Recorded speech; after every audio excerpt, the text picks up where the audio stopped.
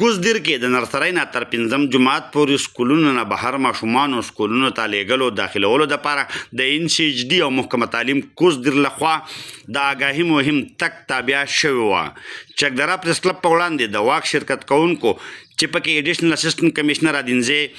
NCHD کوزدیر AD محکمه تعلیم ادینزی مشرانو سکول استادانو او ګورنمنت پرایمري سکول چکدره نمبر 2 ماشومانو شرکت کړو. په لاسونو کې د تعلیم په اهمیت او ماشومانو سکولونو کې داخلولو نارې لیکلې شوې کتبې په لاسونو کې نیولې دستوري شکل اختیار کو. په دې موقع د وینا په وخت ایډیشنل اسسټنټ کمشنر ادینزی سردار بادشاه NCHD کوزدیر اسسټنټ ډایریکټر اسد خان SDO ادینزی ظهیر الدین ASDO کلیم الحق او سکولونو ټیم لیډر فرحان وینا وا. NCHD او د ایجوکیشن د ډپارټمنټ خیبر پختونخوا د گورنمنٹ د طرف نه دا یو مشترکه لایحه عمل دی او دا د ایجوکیشن د پروموشن کمپین دی چې په دې کې موږ ماشومان د دیر لوور تحصیل ادینزی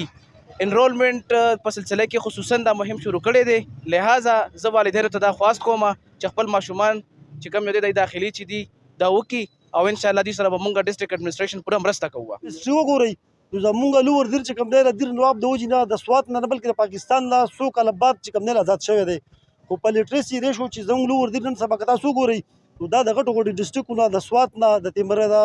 باجوړ نه د اپر دیر نه د ملکنډ نه زموږ لیټریسي ریشو چې کومه ده دا شکر الحمدلله ډېره ښه ده. موږ دا ټول عهد کوو او ټول والدینو ته او دا ریکوست کوو چې تاسو مهرباني وکړئ وایي خپل ماشومان نه تاسو په کورونو کې په کلیو کې چې هغه ماشومان چې هغه سکول تلو والا دي یا عمرونه د 5 سال نه 7 سال پورې د سکول ته نه ځي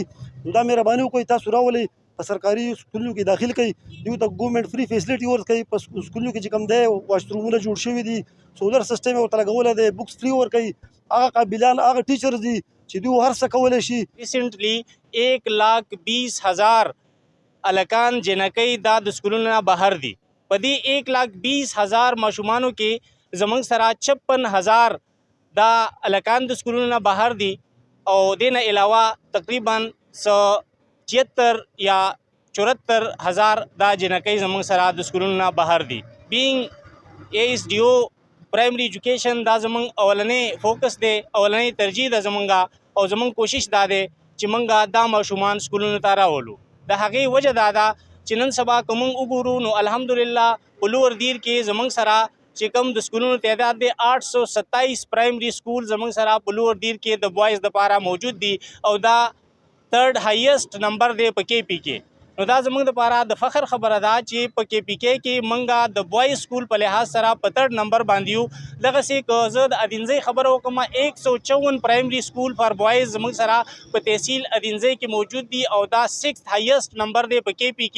دې نه علاوه که زه د ټیچر په لحاظ سره خبر وکړم نو الحمدلله په دې وخت کې زموږ سره 425 پرایمري سکول ټیچر زموږ سره موجود دي 169 دا سینیئر پی. دې نه علاوه هم په دې موقع باندې هر هغه پلار ته هر هغه سرپرست ته هر هغه ماشوم بچي مشر ته دا خبره کوو چې د خپل ماشوم دغه تیارونه راوباسئ د دې ستونزو نه راوباسئ د دې ورکشاپ نه راوباسئ د دې